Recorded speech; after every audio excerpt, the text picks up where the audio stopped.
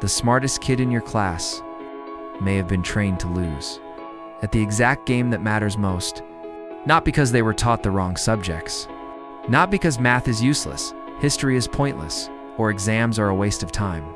The real problem is much more subtle. School can train you to become extremely good at one thing, getting approval. And once your brain learns that approval equals success, something dangerous happens. You stop asking, what can I actually do? You start asking, what answer does someone else want from me? Think about a normal school day. The teacher walks into the classroom and asks a question. You think you know the answer, but you look around first. What if you're wrong? What if someone laughs? What if the teacher says no? So you stay quiet. Someone else raises their hand. They give an answer. The teacher says, correct, and your brain quietly records a lesson. Not about the subject, about life. Being right is safe. Being wrong is embarrassing. Then comes the test. You memorize chapters. You reproduce information. You get 92%. Everyone is happy. Your parents are proud. Your teacher praises you. You feel successful. But notice what just happened. Nobody asked whether you could use that knowledge to build something. Nobody asked whether you could solve a problem nobody had given you before.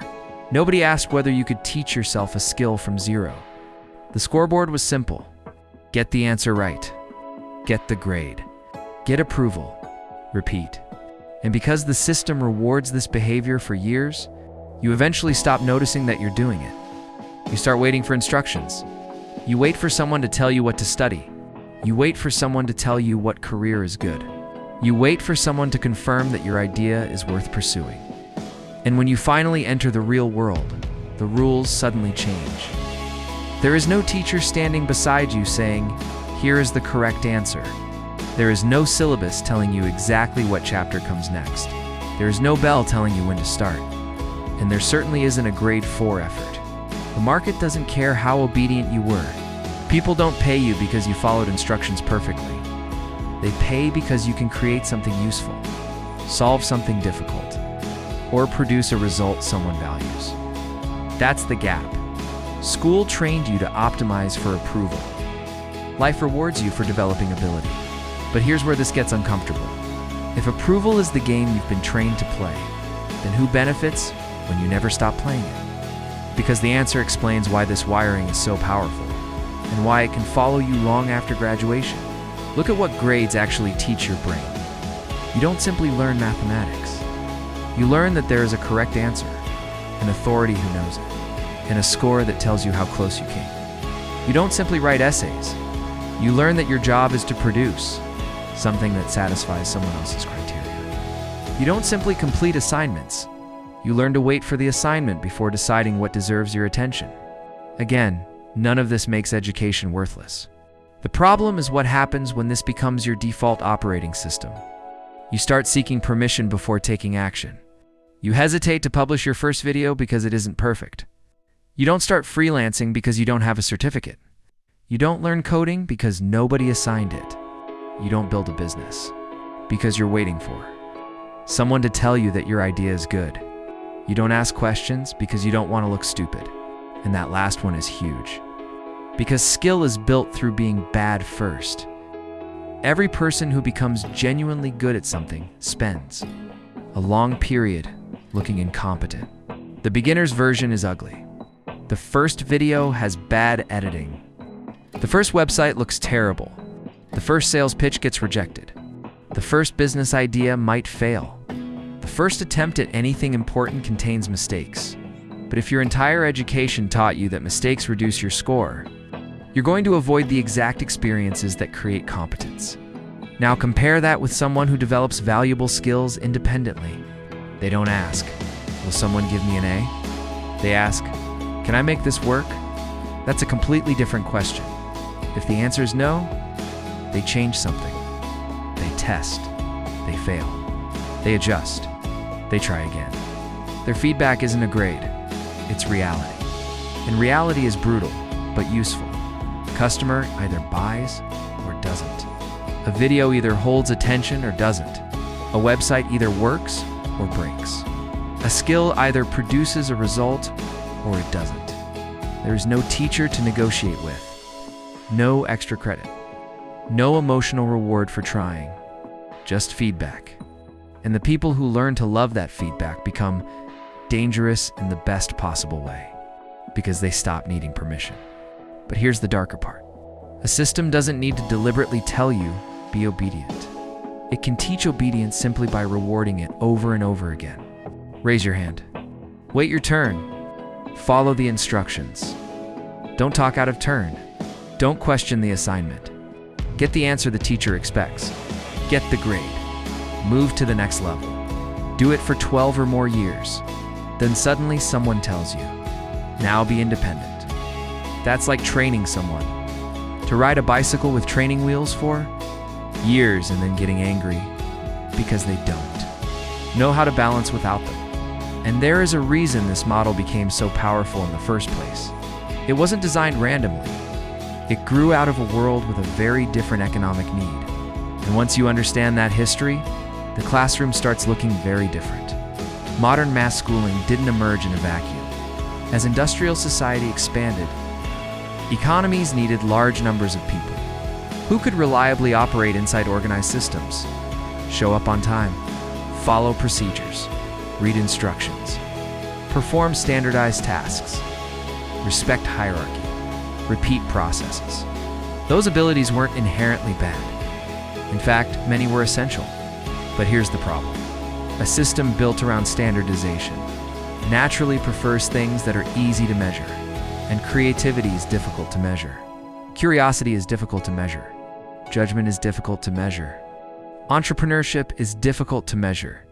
The ability to walk into a completely unfamiliar problem and figure it out, very difficult to put into a neat little box. So what gets measured? Answers, attendance, deadlines, scores, completion, compliance. And whatever gets measured repeatedly becomes what people optimize for. This is the part you should pay attention to. The system doesn't have to tell you what to think. If it can teach you what to optimize for, give someone a score for years and eventually the score becomes the goal. Give someone constant approval for following instructions, and eventually instructions become psychologically comforting. Then something strange happens. You graduate. But the conditioning doesn't graduate with you. You carry it. You get a job and wait for your manager to tell you exactly what to do. You get an opportunity and worry about whether you're qualified enough. You have an idea and immediately search for someone else's opinion. You see someone succeeding online and think they must have a secret credential. You don't have? You become afraid of failure because failure no longer feels like information. It feels like judgment. That's the real scam. Not that school teaches you things you don't need. The scam is believing that being good at school automatically means you're prepared to be good at life. Those are different games. School often asks, can you follow this system successfully? The real world asks, can you create value when nobody gives you the system? And that second question is where freedom starts. Because once you can teach yourself, build useful skills, solve problems, communicate, sell, create, and adapt, you become much harder to control. You don't need someone to hand you a path. You can make one. You don't need perfect instructions. You can experiment. You don't need constant approval. You can judge your progress by results. But knowing this isn't enough, because you can't simply watch a motivational video, nod your head and magically uninstall 12 years of conditioning, you need a replacement. A different scoreboard. A different question to ask yourself every day. And that's the part nobody can give you a grade for. Here's the reframe. Stop measuring yourself primarily by how well you perform for other people. Start measuring yourself by what you can actually do. That's it. But don't underestimate how powerful that shift is. Instead of asking what grade would I get, ask, what can I produce? Instead of asking, am I qualified? Ask, what do I need to learn to solve this? Instead of asking, what if I'm wrong? Ask, what will this mistake teach me? Instead of waiting for an assignment, choose a problem, then build something. You want to learn video editing? Don't watch 50 tutorials and call yourself a learner. Edit a video. You want to learn programming? Build something ridiculously simple. You want to learn writing? Publish something. You want to learn business? Try selling something useful. Your first attempt will probably be bad. Good. Now you have feedback. The goal isn't to become someone who never fails. The goal is to become someone who can use failure without needing permission to try again. And here's the biggest mindset shift of all. You don't need to abandon school. You need to stop treating school as the final scoreboard. Get the education. Learn the mathematics. Study history. Understand science. Get the degree if it serves your goals. But while you're doing it, build a second education beside it, an education in reality. Learn how to communicate. Learn how to create. Learn how to sell. Learn how to research. Learn how to use technology. Learn how to solve problems without a teacher standing over you. And most importantly, practice making decisions without asking everyone whether you're allowed to, because the world doesn't reward the person who knows the most answers. It rewards the person who can find answers when the answer isn't obvious. That's why the smartest student can struggle after graduation while the average student can build something extraordinary, not because intelligence doesn't matter, because intelligence without initiative is trapped. You can have perfect grades and still be terrified of making your own decisions.